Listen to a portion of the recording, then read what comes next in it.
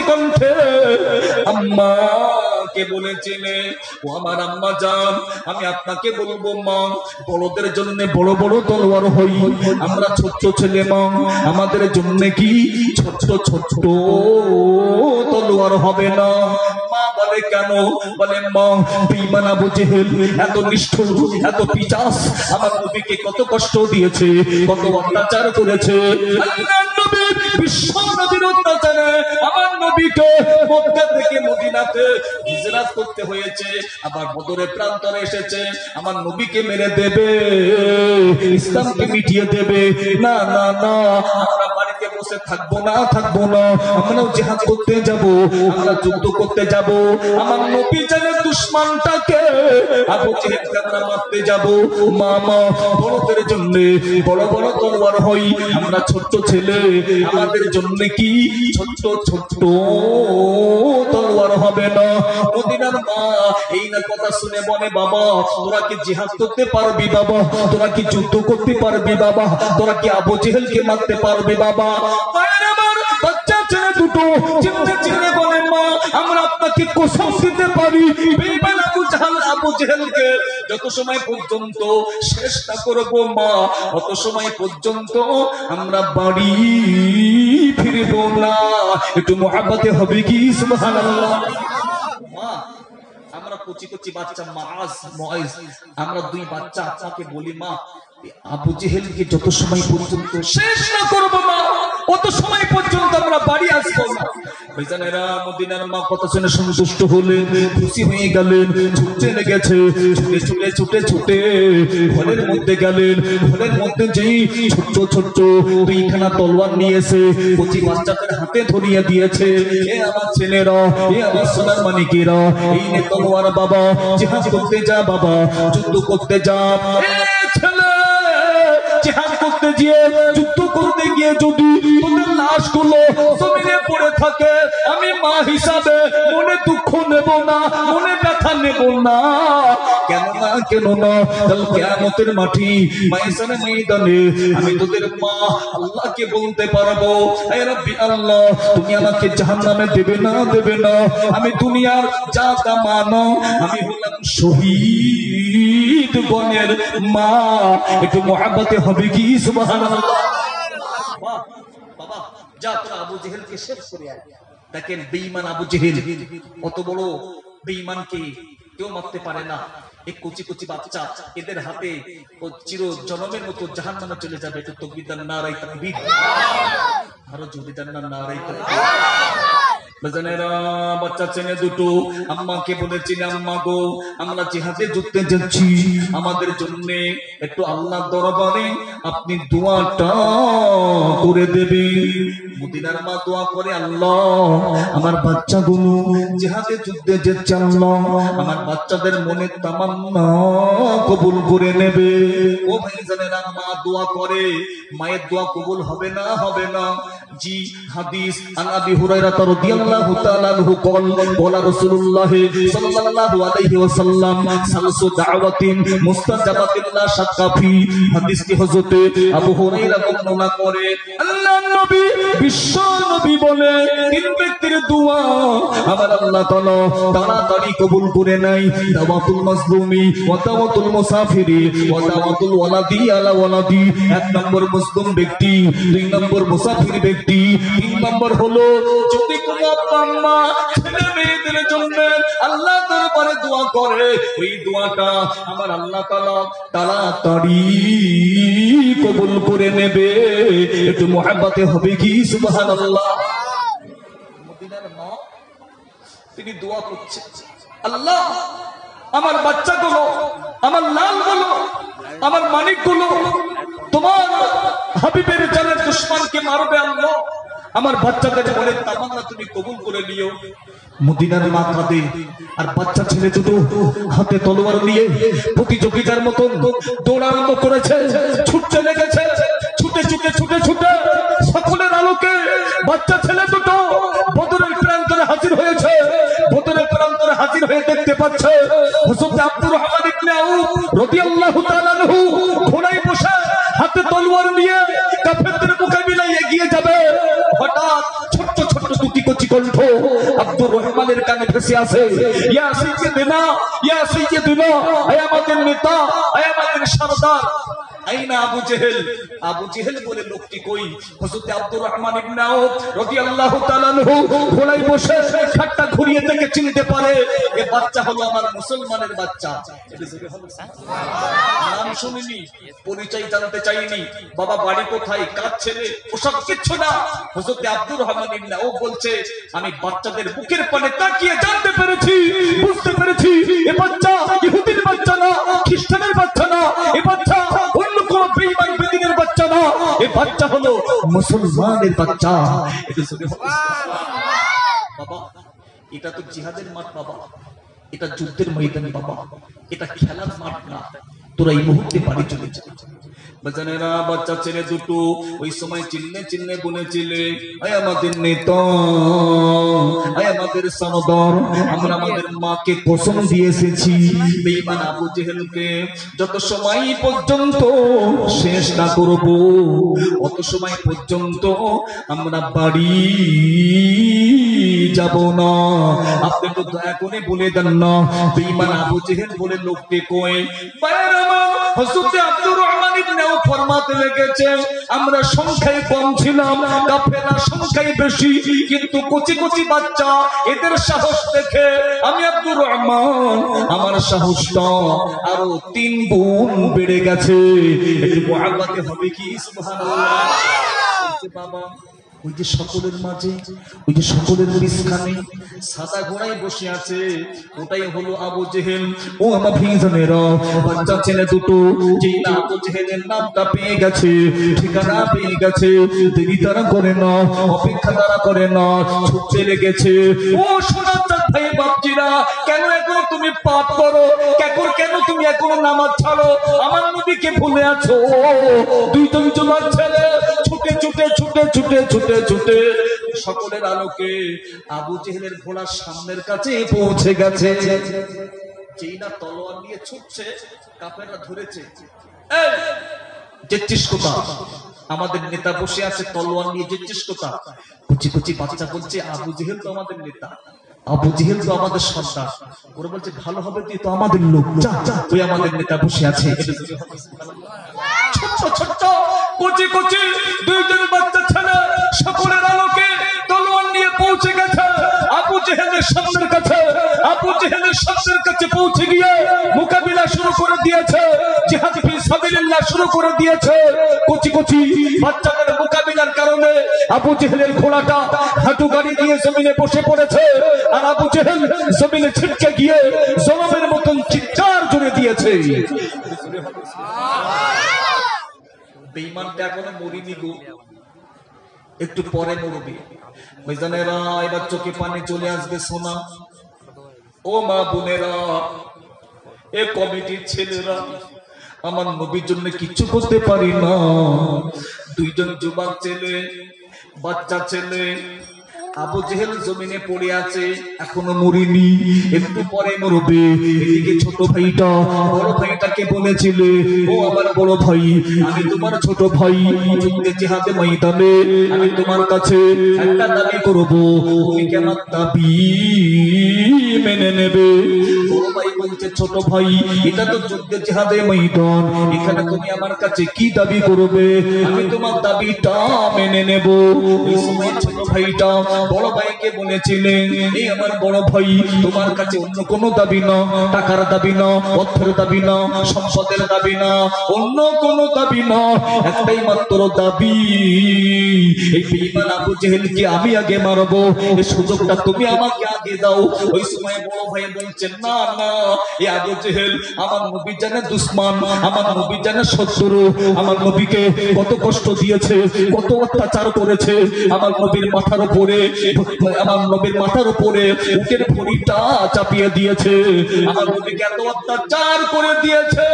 আমার ছোট্ট ভাই এ দাবি করবেন না, আমি আবু জেহেলকে আমি আগে মারবো। ছোট ভাই বলছে না না আমি আগে মারবো, বড় ভাই বলছে না না আমি আগে মারবো। এই সুযোগ নিয়ে আবু জেহেলের তলোয়ারটা এসে এই কচি বাচ্চা মাসুম বাচ্চা এমনি বুকের হাতের উপরে পড়ে যায়। আবু জেহেলের তলোয়ারটা এসে ওই কচি বাচ্চার মাসুম বাচ্চার হাতের উপরে পড়ে যাই। বাচ্চা ছেলেটা হাতটা সম্পূর্ণ কাটা হয় না, সামান্য চামড়ার উপরে হাতটা ঝুলতে লেগেছে। এই হাতটা সম্পূর্ণ কাটা হয় না, সামান্য চামড়ার উপরে হাতটা ঝুলতে লেগেছে। ওই অবস্থায় কচি বাচ্চা ছেলেটা জিহাদ করতে থামে না, যুদ্ধ করতে থামে না, অপর হাতে তলোয়ার নিয়ে আবু জেহেলকে বলতে লেগেছে, ওরে আল্লাহর নবীর শত্রু রে, ওরে আল্লাহর নবীর দুশমন রে, আমরা আমাদের মাকে কসম দিয়ে এসেছি যত সময় পর্যন্ত তোকে শেষ না করব অত সময় পর্যন্ত আমরা বাড়ি যাব না। বাচ্চা ছেলেটা অপর হাতে তলোয়ার নিয়ে মোকাবিলা করতে লেগেছে, জিহাদ করতে লেগেছে। ও সোনামানিরা, এই কাটা হাতটা নিয়ে জিহাদ করতে অসুবিধা হচ্ছে, ওকে হাতটা নিয়ে যুদ্ধ করতে অসুবিধা হচ্ছে। এই জন্য বাচ্চা ছেলেটা এই কাটা হাতটা জমিনে রেখে দিয়ে আর বলতে লেগেছে এই জিহাদ করার জন্য, ওরে আমার হাত তুই নবীর জন্য শহীদ হয়ে যা। এই বলে নিজের হাতে নিজে তলোয়ার চালিয়ে হাতটা সম্পূর্ণ কেটে দিয়েছে। ও সোনামানিরা, ও মা বোনেরা, একটু কি চোখে পানি আপনার আসেন না? এই কচি বাচ্চা ছেলেটা একটা হাতে তলোয়ার নিয়ে এমনি করে মোকাবিলা করতে লেগেছে। আমার নবী জানের বেঈমানটাকে মারবে, শত্রুকে মারবে বলে জিহাদ করতে মোকাবিলা করতে লেগেছে। আর আবু জেহেলের তলোয়ারটা এসে ওই কচি বাচ্চার অপর হাতে পড়ে যায়।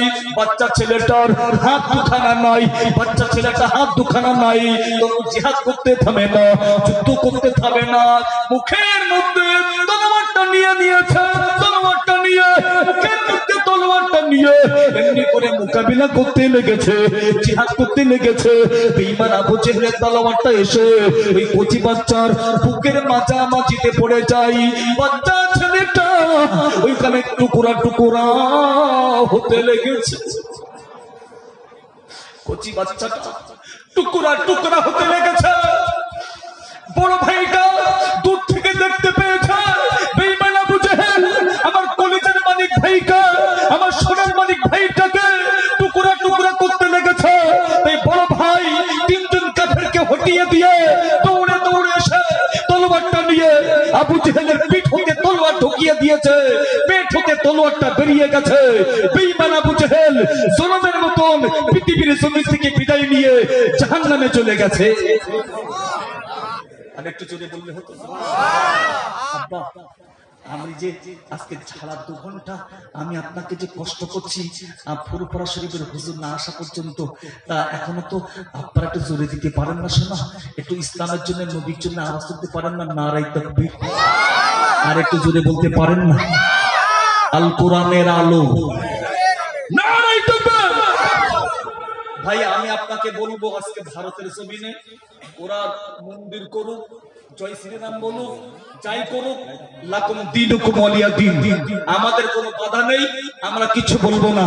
কিন্তু যদি কোনো বেঈমান বেদিনের বাচ্চা আমার নবীকে নিয়ে কটূক্তি করে, আমার নবীকে টোট কাটে, আমার নবীকে গালি দেবে, তার জিভটাকে টেনে আমরা ছেড়ে দিয়ে দিই। কথা বলেন ঠিক কি? আমাদের এই ঈমান আনতে হবে। শোনা, আমাকে বললে কিচ্ছু বলবো না, আমাকে গালি দাও কিচ্ছু বলবো না, আমার বাপকে গালি দাও কিচ্ছু বলবো না, আমার নবীকে গালি দেবে তো আমরা মুসলমান কিন্তু হাত গুটিয়ে বসে থাকবো না। কথা বলেন ঠিক কিনা? আমি একবার বলবো নারায়ে রিসালাহ, আপনারা বলবেন ইয়া রাসূলুল্লাহ। নারায়ে রিসালাহ। আর একটু জোরে বলুন, নারায়ে রিসালাহ, নারায়ে তাকবীর। আসেন অনেক ভাই, পিছনে সামনে 20 খানা ফাঁকাটা পূরণ করবেন, ফাঁকাটা পূরণ করবেন। জি, সামনে আসেন, ফুরফুরা হুজুর আসবে, 10টা পেরিয়ে গেছে, সামনে আসবেন। আসেন তো একটু দাঁড়িয়ে নবীর সামনে সালাম দিই। ইয়া নবী,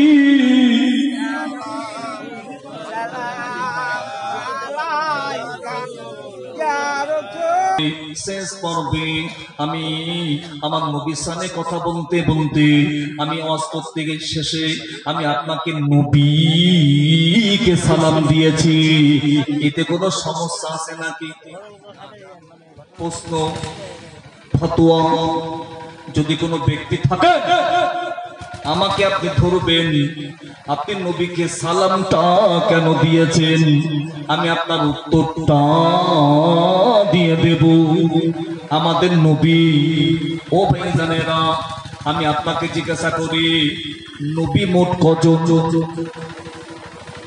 1 লক্ষ মতন্তরে 2,24,000 নবী পয়গম্বর। এটা কিন্তু সিয়াসিত হাদিস কোরআনের বক্তব্য। 1 লক্ষ মতন্তরে 2,24,000, কিন্তু গোটা কোরআনে আমার আল্লাহ তাআলা 25টা নবীর নাম বলেছে। গোটা কালামে আল্লাহ 25টা নবীর নাম বলেছে। 1 নম্বরে আদম আলাইহিস সালাম, 2 নম্বরে নূহ আলাইহিস সালাম, 3 নম্বরে হুদ আলাইহিস সালাম, 4 নম্বরে ইদ্রিস আলাইহিস সালাম, 5 নম্বর সলেহ আলাইহিস সালাম, 6 নম্বর ইব্রাহিম আলাইহিস সালাম, 7 নম্বর লূত আলাইহিস সালাম, 8 নম্বর ইসমাইল আলাইহিস সালাম, 9 নম্বর ইসহাক আলাইহিস সালাম, 10 নম্বর ইয়াকুব আলাইহিস সালাম। একটু মুহাব্বতে হবে কি সুবহানাল্লাহ।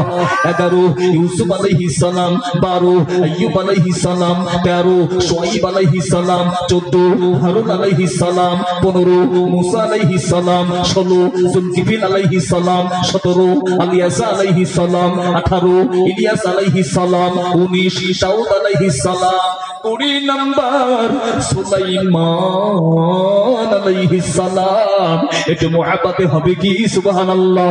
21 ইউনূস আলাইহিস সালাম, 22 জাকারিয়া আলাইহিস সালাম, 23 ইহইয়া আলাইহিস সালাম, 24 ঈসা আলাইহিস সালাম। 25 নম্বর ও সোনামানেরা, 25 নম্বর যে ব্যক্তি, ইনি অন্য কোন ব্যক্তি না, ইনি হলেন বিশ্ব নবী হাবিবুল্লাহ জনাবে মুহাম্মদুর রাসূলুল্লাহ। একটু মুহাব্বতে হবে কি সুবহানাল্লাহ। আরো জোরে বলো সুবহানাল্লাহ। 25টা হয়েছে বাপ এই গোটা কোরআনে। আর সিয়াসিত হাদিস মানে বুখারী আর মুসলিম। আপনি বলুন হাদিসও মানতে হবে, কোরআনও মানতে হবে, কথা বলে ঠিক কিনা? সব নবীর উপরে আপনাকে আমাকে ঈমান আনতে হবে, কথা বলে ঠিক কিনা? জি, আমার নবী যখন পৃথিবীর জমিনে এসেছিলেন জানেন তো, হাদিস সমস্ত নবীদের রূহ নবীকে দাঁড়িয়ে বাইতুল মুকাদ্দাসে নবীকে সালাম দিয়েছিলেন। এটা জোরে হবে সুবহানাল্লাহ। আসমান জাহান সকলে নবীকে সালাম দিয়েছিলেন। আমার নবীকে পেয়ে সব খুশি হয়েছে। আমার নবীর উম্মত হিসাবে নবীকে সালাম দিয়ে যে কোনো অসুবিধা আছে না? জি জি, নবীকে অনেকে যে হুজুর না ভাইজানেরা অনেকে প্রশ্ন করবে, এখন বর্তমানে বার হচ্ছে বাবা আমি এদের নাম দিয়েছি কুচুকিড়ি চিংড়ি মাছ, এরা পিছনে কিন্তু লাপাবে আব্বা, সামনে আসবে না, সামনে এলে উত্তরটা পেয়ে যাবে। আমরা বসিরাতের ছেলে বাবা আল্লামা রুহুল আমিন সাহেব রাহমাতুল্লাহ আলাইহি, তিনি কত আকীদার বিরুদ্ধে তিনি বাহাসটা করে দিয়েছে। নবীকে দাঁড়িয়ে দাঁড়িয়ে সালাম দেওয়া যাবে না। ও আমার সোনামানেরা, মক্কা শরীফে আপনি যাবেন, হাজী বান্দা যদি থাকে মক্কা শরীফে মদিনা শরীফে যে হাজী বান্দা পৌঁছে যাবে, আমার নবীকে শুয়ে শুয়ে সালাম দেওয়া যাবে না, বসে বসে সালাম দেওয়া যাবে না, দাঁড়িয়ে দাঁড়িয়ে আমার নবীকে সালামটা দিতে হবে। একটু মুহাব্বতে হবে কি সুবহানাল্লাহ।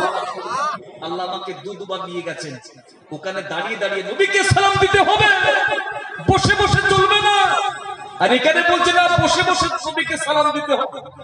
আমার আব্বা আমি বলতে একবার যাবেন নবীর দেশ মদিনার দেশ, না হুজুর আমি পাপী আমি গুনাহগার। আরে নবী তো আপনার সম্পর্কে বলে দিয়েছেন মান যারা কাবরি আজাবাত লাহু শাফাআতি, যে ব্যক্তি আমি নবী আমার মাজারের ধারে এসে আমাকে সালাম দেবে কিয়ামতের মাঠে তার জন্য সুপারিশ করাটা আমি নবী আমার ওয়াসিফ হয়ে যাবে। সুবহানাল্লাহ। ভাইজানেরা দুঃখের কথা বেদনার কথা একটু বলে যাব বাবা। অনেক হাজী সাহেব হজ করতে যাবে, হাজী সাহেব হজ করতে গিয়ে মক্কা শরীফে চলে যাই, মক্কা শরীফে যাওয়ার পরে হজ করার পরে ফিরে আসে, মদিনা শরীফে যাব না মদিনা শরীফে যাব না কেন? মদিনা শরীফে না গেলে কোনো ক্ষতিটা হবে না। ও আমার সোনা মানিরা, আমি আপনাকে বলবো যে ব্যক্তি মক্কা শরীফে পৌঁছে গেছে মদিনা শরীফে গেল না, আমি আপনাকে বলবো যে ব্যক্তি মক্কা শরীফে গেছে হজ করেছে অথচ মদিনা শরীফে যেয়ে আমার নবীর মাজারটা জিয়ারত করিনি, তার সে হাজী সাহেবের হজটা সম্পূর্ণ হয়েছে বলে মনে হয়? আমার সোনা খুব ভালো করে বুঝবেন।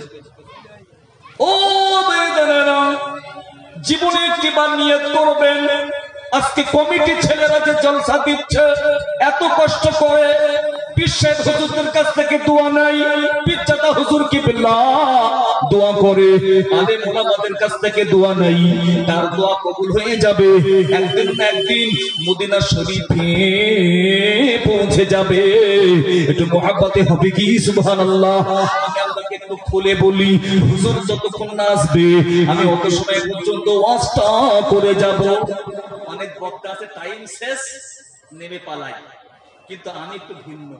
2.5 ঘন্টা হতে চললো, আমার হুজুর যতক্ষণ না আসবে ততক্ষণ, যেহেতু আমি চলে গেলে তো নষ্ট হয়ে যাবে, আমি বসে ওয়াজ করব ইনশাআল্লাহ। আপনার শুনবেন রাজি আছেন তো নাকি ইনশাআল্লাহ? তাকবীর আর নারায়ে তাকবীর। আপনারা একটু কথা বলেন, ভালো লাগবে। একটু বলুন হজের খরচ কটা বলতে পারেন? হজের ওয়াজিব বলবো না, সুন্নাত আজকে বলবো না, মুস্তাহাব মুস্তাহাসান বলবো না, আমি ফরজটা বলবো। ও মা বোনেরা শুনে রাখেন, কাজে লাগবে। হজের খরচটা কটা? তিনটি। নাম্বার 1, হজ্জের নিয়তে আপনাকে ইহরামটা বাঁধতে হবে। নাম্বার 2, তাওয়াফে জিয়ারাত করতে হবে। নাম্বার 3, ওয়াকাফে আরাফা, এমনি করে আরাফাতের মাঠে হাজী বান্দাকে হাজির হতে হবে। এই তিনটির মধ্যে যদি একটা ক্যান্সেল আপনার হয়ে যায়, আপনার হজ হবে না। ফিরে এসে ফের পুনরায় হজে যেতে হবে। ও সোনা মানেরা, এ ছেলেরা মেয়েরা, আমার আব্বা জানেরা, আমার আল্লাহ তাআলা পৃথিবীর জমিনে এত জায়গা রয়েছে, কিন্তু আমার আল্লাহ তাআলা আরাফাতের মাঠে হাজী বান্দাকে যাওয়ার জন্য ফরজ কেন করেছে? কারণটা শুনলে আপনি অবাক হবেন।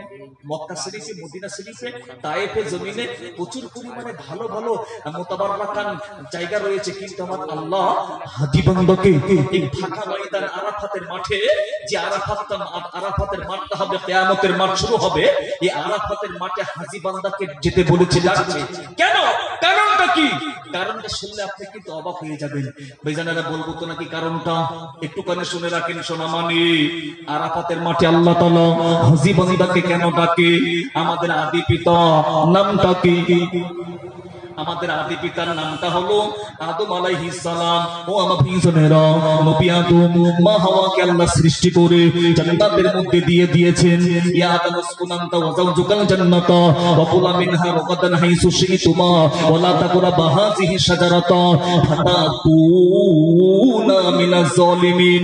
আদম, তুমি জান্নাতের মধ্যে, বেহেশতের মধ্যে যেখানে ইচ্ছা সেখানে তুমি যাবে, তোমার নাফস যেটা পান করতে চাইবে সেটা তুমি খাবে। তবে তুমি শোনো, ওই যে একটা গাছ দেখতে পাওয়া যায়, ওয়ালা তাকরাবা হাযিহি শাজারাতা ফাতাকুনা মিনাজ জালিমিন, ওই গাছের ফল খাওয়া দূরের কথা, ওই গাছের কাছাকাছি যাবে না। নবী আদম মা হাওয়া শয়তানের ধোঁকায় পড়ে গন্ধম খেয়েছেন। আমার আল্লাহ তাআলা নবী আদমকে শ্রীলঙ্কা সিংহল দ্বীপে, আম্মা হাওয়াকে আন্তর্জাতিক খ্যাতি সম্পন্ন বিমানবন্দর জেদ্দার জমিনে পাঠিয়ে দিয়েছে।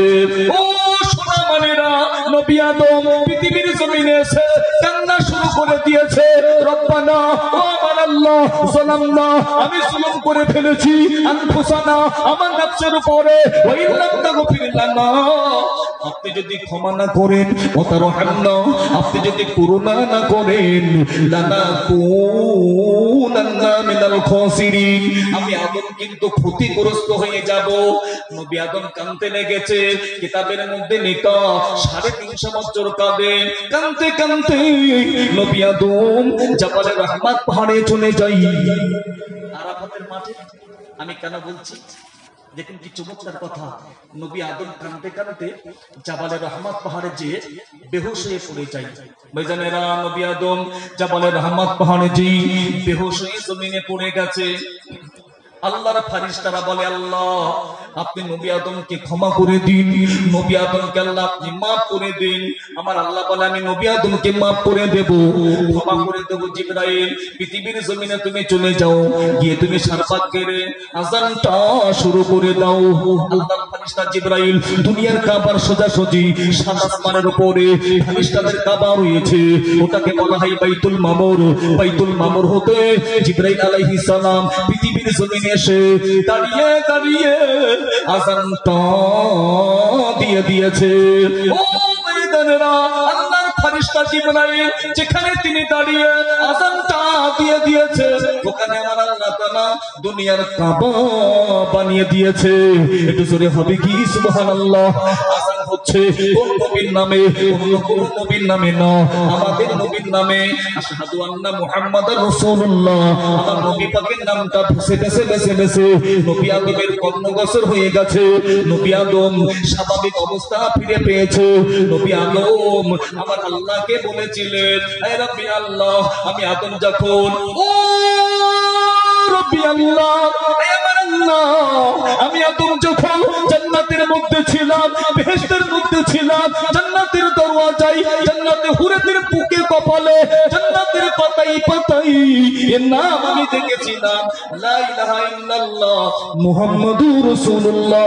অন্তত মুহাম্মাদের ওসিলা করে তুমি আমাকে মাফ করে দাও আল্লাহ, অন্তত তোমার হাবিবের ওসিলা করে তুমি আমাকে ক্ষমা করে দাও আল্লাহ, তোমার বন্ধুর ওসিলা করে তুমি আমাকে মাফ করে দাও আল্লাহ। বলছে আদম, তুমি যদি এখান থেকে 350 বছর আগে আমার বন্ধুর শাফাত তুমি চাইতে, ওসিলা তুমি চাইতে, আমি আল্লাহ তোমাকে কাটাতাম না, তোমাকে মাফ করে দিতাম, তোমাকে ক্ষমা করে দিতাম। আদম, আজকে তুমি আমার বন্ধু নবী, হাবিব নবী, তার ওসিলা তুমি চেয়েছো, আমি আল্লাহ বলি আমার হাবিবের ওসিলা করে তোমার তামাম জিন্দেগানির সমস্ত পাপকে মাফ আর সাফ করে দিয়ে দিয়েছি। এইবারে শুনুন মৌলিক কথাটা। আল্লাহ বলছে, আদম, আজকের দিনে আমি শুধু তোমাকে মাফ করে দিই। আদম, আজকের দিনে আমি আল্লাহ তোমাকে শুধু ক্ষমা করে দিই। আজকের দিনে তুমি বাপ যেমন আরাফাতের মাঠে এসে কেঁদেছো, আজকে থেকে কিয়ামত পর্যন্ত যত আমার বান্দা বান্দিনী পৃথিবীর জমিনে যাবে, এরা প্রত্যেকই হবে আমার উম্মত। তুমি বাপ যেমন তোমাকে মাফ করে দিয়েছি, আমার যে সমস্ত উম্মত উম্মতিরা, আমার বান্দা বান্দিরা, তোমার আওলাদেরা মক্কা শরীফে আসবে, মদিনা শরীফে যাবে, আরাফাতের মাঠে এসে কাঁদবে, জাবালে রাহমাত পাহাড়ে কাঁদবে, তুমি আদম যেমন তোমাকে মাফ করে দিয়েছি, আরাফাতের মাঠে আমার হাজী বান্দাদেরকে তাদের পাপকে মাফ আর সাফ করে দেব। এটা জোরে হবে সুবহানাল্লাহ। আলহামদুলিল্লাহ। খবর হয়ে গেছে। আমি আগে বলেছিলাম হুজুর যতক্ষণ নাচবে চলবে, কিন্তু আপনারা ওঠাউঠি না করে শুনেন, আমাদের এই মুহূর্তে খবর চলে এসছে, আমাদের ফুরফুরা শরীফের স্বনামধন্য সেই আওলাদে মুজাদ্দিদে জামান উনি এসে গেছেন। একটু প্রত্যেকে দাঁড়িয়ে যান, যেহেতু আওলাদে মুজাদ্দিদে জামান তো একটু দাঁড়াতে হয়।